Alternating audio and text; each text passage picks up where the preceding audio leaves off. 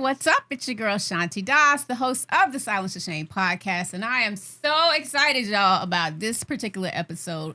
We kicked this series off last month discussing mental wellness and first responders, something that is so important, and people don't often share the stories, right?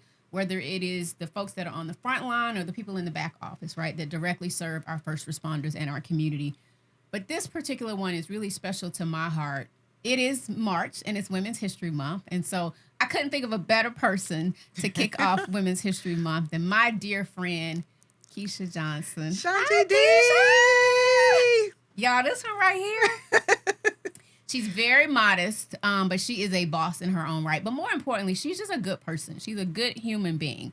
I had the pleasure of meeting Keshia almost over 20 years ago now. Yeah. And so when I was living in New York, Keshia sold me my first, well, not my first house, but the first house that I loved. I had several places, but I really, really love this place. So if y'all need a real estate agent, she is like one of the best in Atlanta, Georgia. Thank you, Shanti D. But welcome to the Silence to Shame podcast. Thank you for having me. This is very important, and I'm so glad you asked me to be a part of this. And thank you for agreeing to do it, because I know that this story, obviously, is very close to home. Right. But I do feel like it will help a lot of families. And that's important to me. So that's why I said yes. And of course, because you asked me, you know. Thank you. But tell us a little bit about your background, just so they know. Okay. I'm a native Atlantan. Okay. Yeah, from the SWATs. Yes. I have been a realtor here for 25 years. Has it been 25 years last October. You were within the 5-year thing. Yeah. And I have one son that is 24. Yes. And DJ. We love DJ. Yeah, your to nephew. DJ. Yes. Auntie loves you. And I love what I do, but I have found that my calling is higher than real estate at this season in my life. So I'm excited about kicking it with Keshia. It's something that came out of nowhere right before COVID.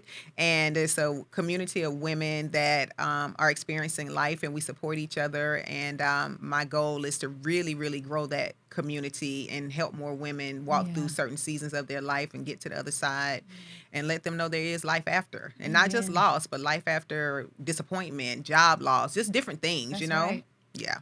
Helping women get unstuck. This is why I love this woman, because you're just so authentic, right? And some people, I think, like when I first met you, I was like, she got a strong personality. She's sweet, but okay.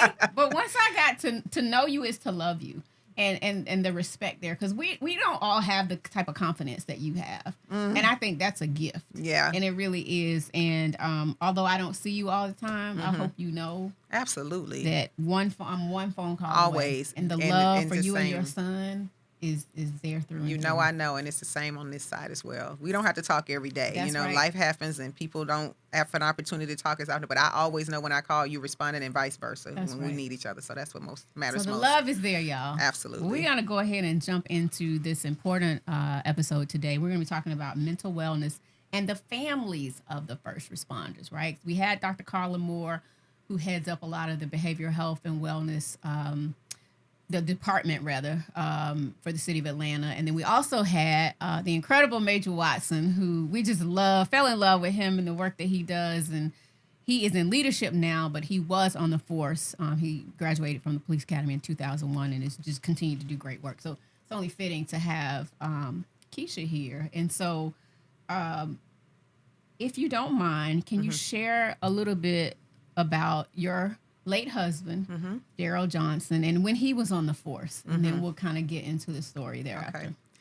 Well, he was affectionately known as Dee for his initials. That's kind of what they do at the department. And I didn't really know your husband that well. Yeah. It was like right around the same time. So, Darrell and I were married. We were literally getting ready to celebrate 10 years. We had been together for 12. Okay. He had been on the force for almost, it was literally probably a month away from being 20 years. Really? Yeah, he was definitely, and he was always in special units. Like I think he spent about 6 to 7 months on like the streets, like when I say regular police officer, not in a special unit, Got it. like narcotics or whatever. Okay. So, and from I think a major, somebody saw him and he went on something with to like a raid or something like that. Mm-hmm. And the way he went in the door, the guy was like, we need him on Red Dog. Oh. So I think he was on Red Dog within like 6 or 7 months of being on the force. Yeah. So from there it was So he was back in the day Red Dog. Oh, he was the original. So he probably knew my cousin. I had a cousin that was on Red Dog. I'm sure. Yeah, he was like a part of the original. So yeah, like the ones that your people Outcast rapped about. Goody Mob. Exactly. So he was one of those back when Eldrin Bell was the chief, and he didn't play no games. So yeah. And so he loved what he did. That's one thing I can say for sure. Mm-hmm. Like he definitely loved what he did, and he was long before they talked about community policing. Mm-hmm. He was a community police officer. Okay, like he knew the people in his zone or wherever he patrolled and things like that, and he cared about them, and he showed that. That's so important. Yes, absolutely. And I think that's why when when what happened, it was standing room, like he was revered and he was loved and respected, and and so forth. So, and y'all were about to celebrate, you said 10 years. Okay. Yeah, we were about to celebrate 10 years right before that happened. And so as the spouse, right, Mm-hmm. of a police officer, did you ever notice any things about the job that affected him, like over time, like stress, mood, or how he or did he ever carry the weight of the work? I definitely feel like he carried the weight of the work. I mean, it affected I think, for one, unfortunately, police officers usually don't make enough as their primary job to take care of their homes. Mm-hmm. So he always was working extra jobs, as they call them, EJs. Which I think that has changed now. It probably has. Yeah. Major Watson said it definitely has. Okay, well, that's good. And I know they started to limit the hours because he would work as many as he could get. Really? And so, because he needed the money. And, we were married, but he had, 4 children before, and then, DJ, so 4 kids total. And so a lot of times I could see the effect on him with just working and a lack of sleep. And then it starts to affect, unfortunately, they gain a little weight, or they it's different ways. Yeah, trying to manage it all. Yeah. What did he do to kind of cope with some of that? You know what? You've been to my home. We live on land. So his what he loved to do, surprisingly, was cut the grass. I'm telling you, he would get on that lawnmower and just drive and ride that lawnmower for hours and hours. And he took a lot of pride in our home. And I think that was really what he did to wind down, Yeah.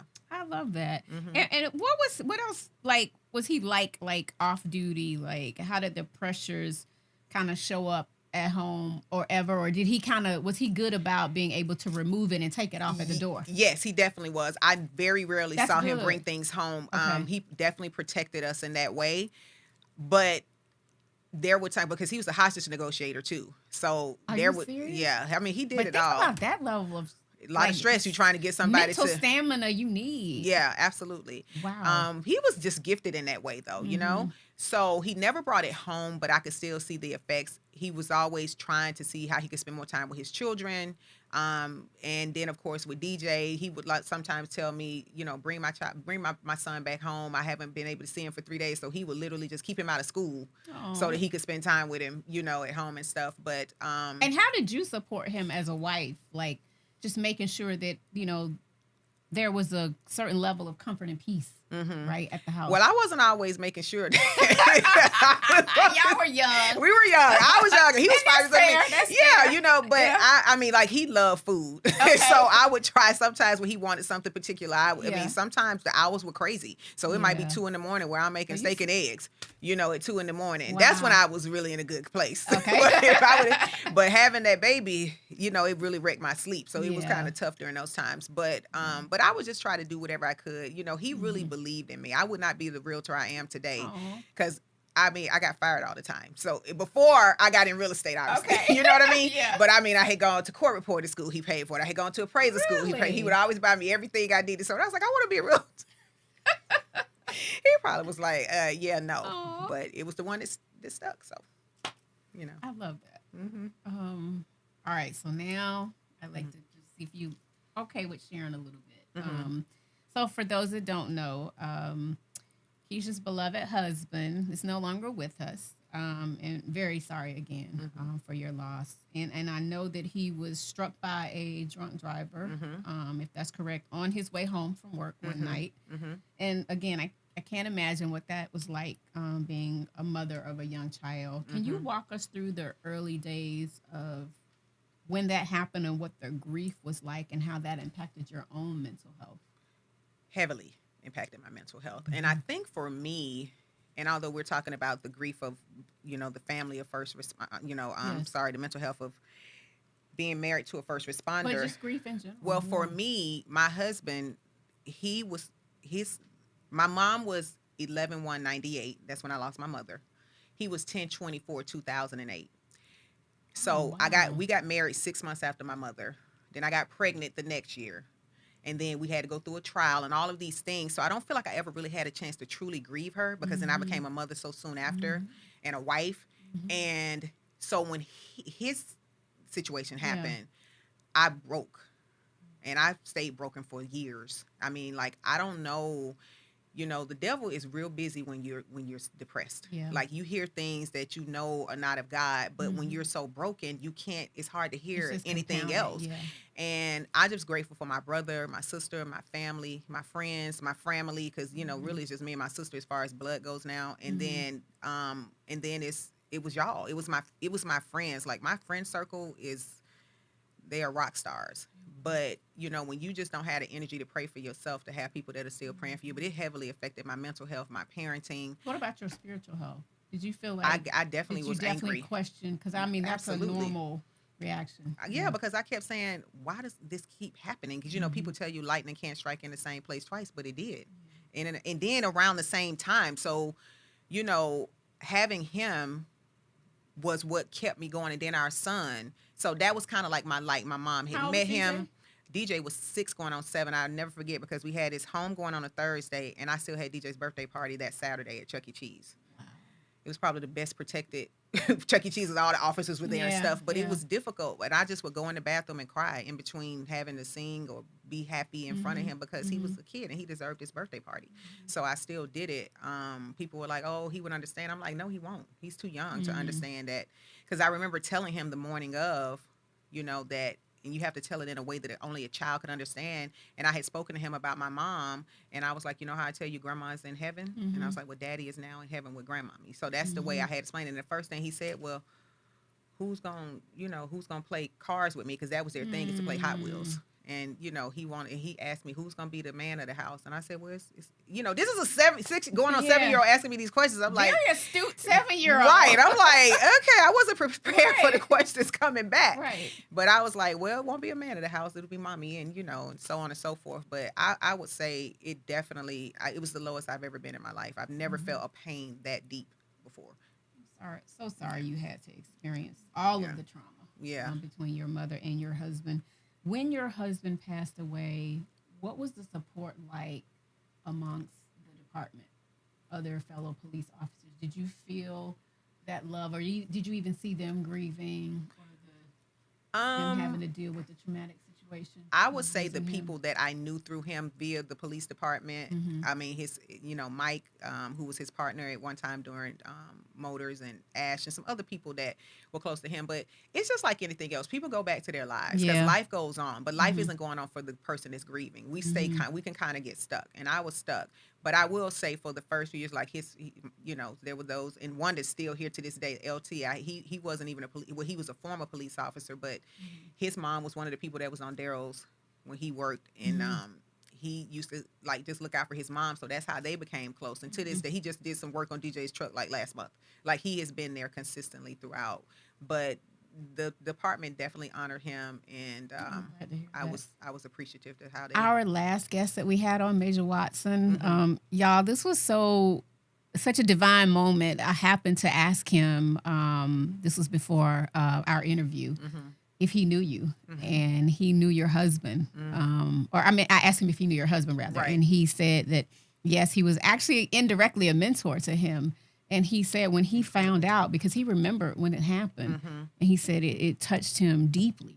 and he was very torn by it. And so clearly your husband was loved, and that was what, almost 20 years ago. Yeah, And so 2008. now we're looking at all the things that the department has in place now around health and wellness. And so I was just happy to learn that there are a lot of That's good to know. support systems in place for the police officers, for the staff, So good to hear that. to help them at home, right, and on the job. And so just know that, obviously your husband's life obviously was not in vain. And he really touched the lives of many, and was there when maybe some of these programs weren't in place, right, around health and wellness. And I just honor him and his mental toughness that he had, right, to be able to get through. And I honor people like you because you've made talking about mental health part of mainstream.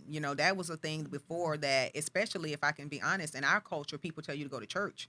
You don't talk about these things and you just pray, but it's like, okay, I prayed, now what? I'm still hurting. I'm still devastated. I still don't know what to do tomorrow or later today. You talking about tomorrow. I don't even know if I'm getting through the day. How about that? So I'm grateful for you. Thank you. Your platform. I appreciate that.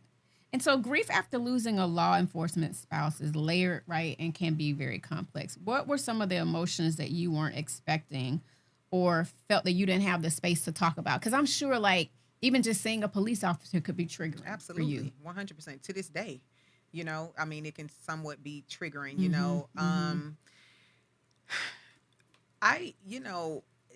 Janice Sturdivant, Sergeant Sturdivant, she was very instrumental in helping me through because I knew her from back in the day. She actually was the one who introduced us.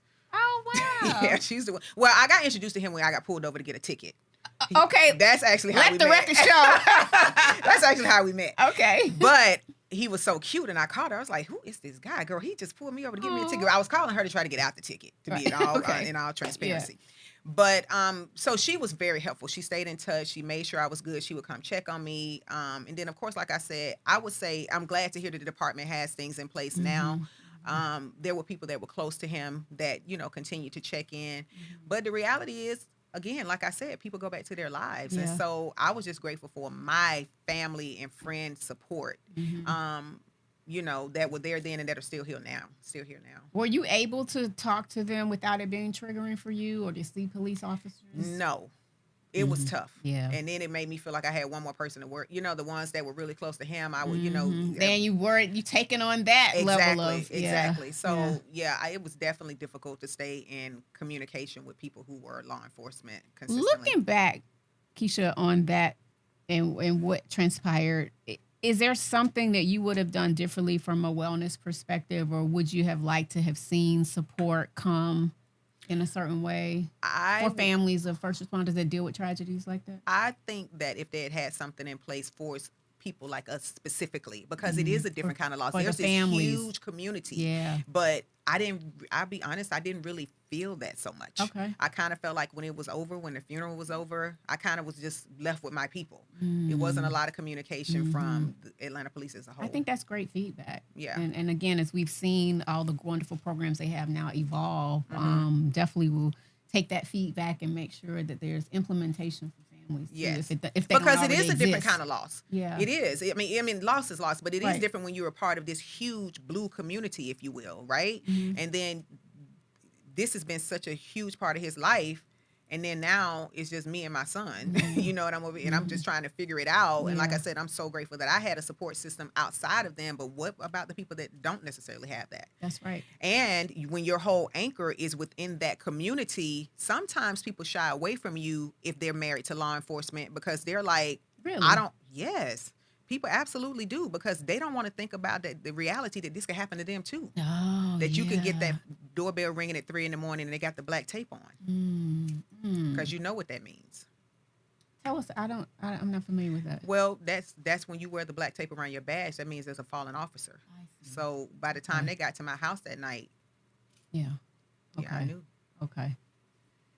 Wow. Thank you. For sharing all of this. I definitely hold space for your continued grief.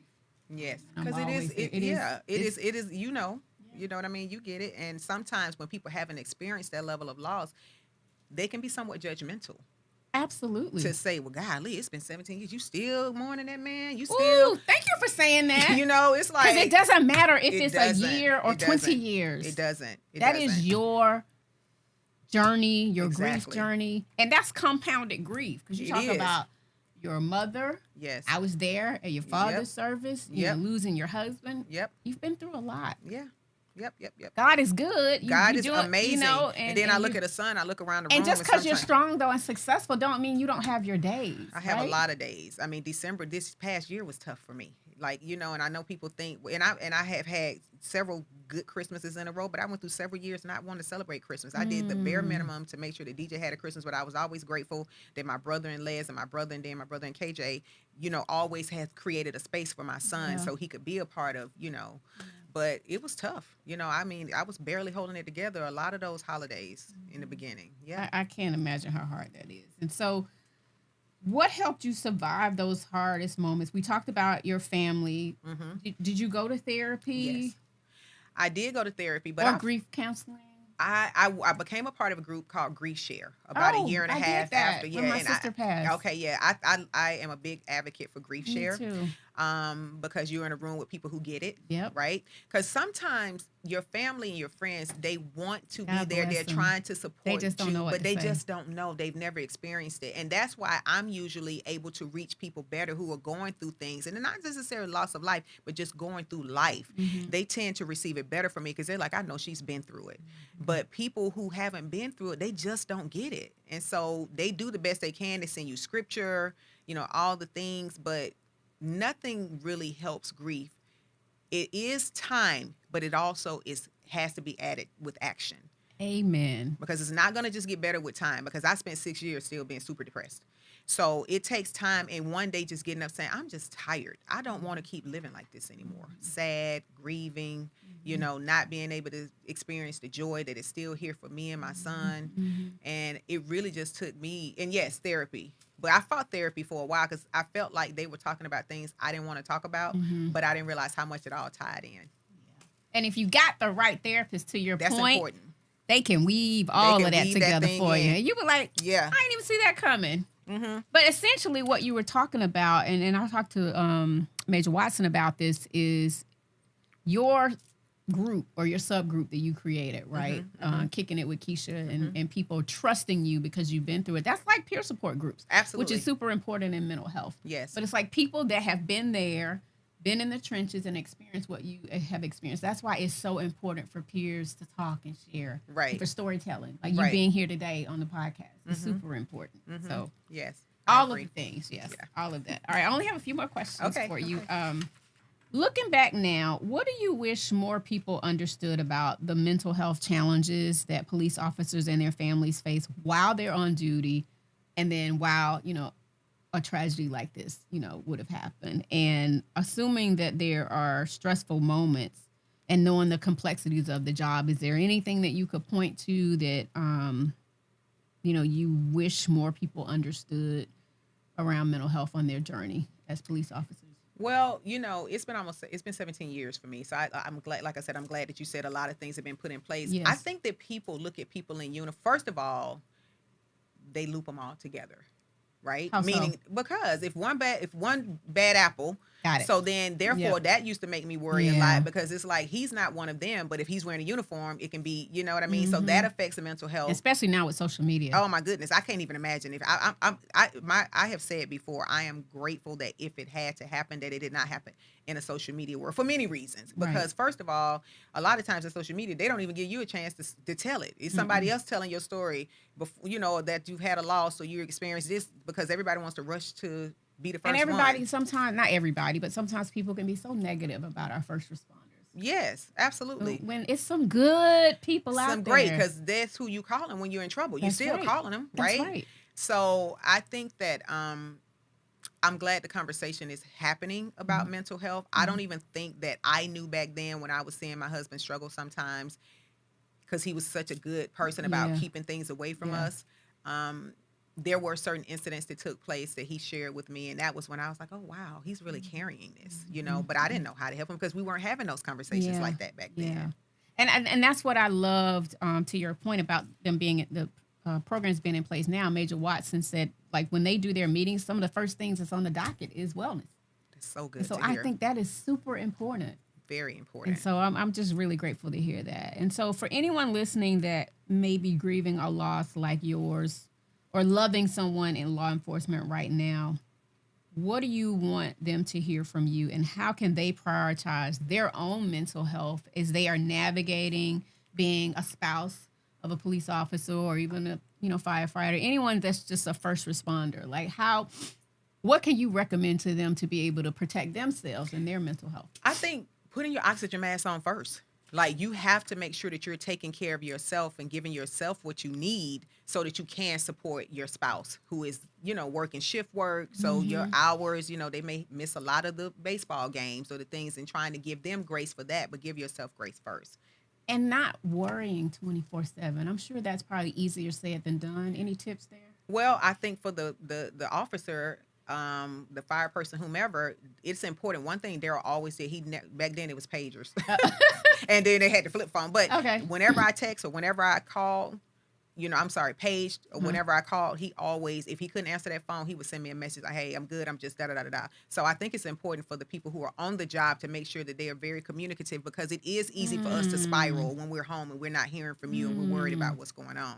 You have much more ways, to communicate nowadays. Yeah. But I think them being, responsible and understanding that. But yeah, you have to, for me, being your faith, being based in something, because you're going to have a lot of it when you see somebody go out every day and they're doing a job that could literally, their job to save someone's life could cost them theirs. Every day. Thank you. You're welcome. This has been, I appreciate you. Well, I appreciate you. In more ways than you know, and you are a pillar of strength. You're someone that I have admired for so long, and I know that you all will learn to learn more about her and grow to love her even more.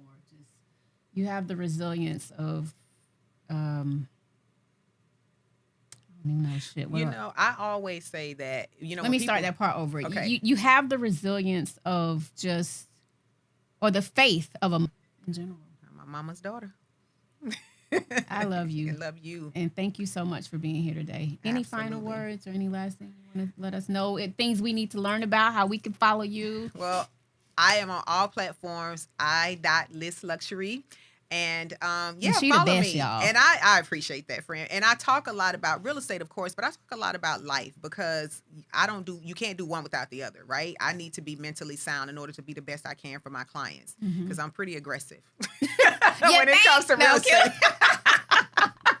So yes, please follow me, I.listluxury, on all platforms. And thank you, Shanti D, for having me here. I appreciate it. Oh yeah, my pleasure. And y'all, again, make sure y'all are tuning in. You're sharing this important information. These episodes have been phenomenal. I'm so grateful that our executive director, Jewel Gooden, we talked about it, and she wanted this season to focus on first responders. And I was just so grateful. I was like, this is really good. I think it's going to be some important conversations. And y'all make sure you like, share, subscribe, and rate these episodes, and really push the content out there so more people can see it. And as y'all know, we are a 501c3 nonprofit, so we have to have funding, and things are really tricky in our nation right now. So any donation, $1, $5, $10, it all matters. In May, as you know, we'll be celebrating 10 years of Silence the Shame. Yay! So we're super excited. That's awesome. Thank you. That's it's going to be a lot of activities I'm excited about that. Online and in-person events and national press and a lot going on. So y'all make sure you stay tuned with us. And we're here for you. We hear you. We see you. So all the first responder families, God bless you. I want you to keep the faith. Make sure that you listen to all the tips that Keshia shared today. And we uplift your loved ones as they are out there doing the important work, doing the hard work. Like Keshia said, people are so quick to be judgmental, but when a tragedy strikes, who are we gonna call? Exactly. And so we honor our police officers and thank you for the work that you do, whether you're here in Atlanta or nationally or globally. So make sure y'all continue to take time, save a life, and silence the shame. I think it's time that we start the conversation and silence the shame. Silence the shame. Silence the shame. Silence is the difference between treatment or pain, life or death. Silence the shame. Speak up now and silence. Silence the shame.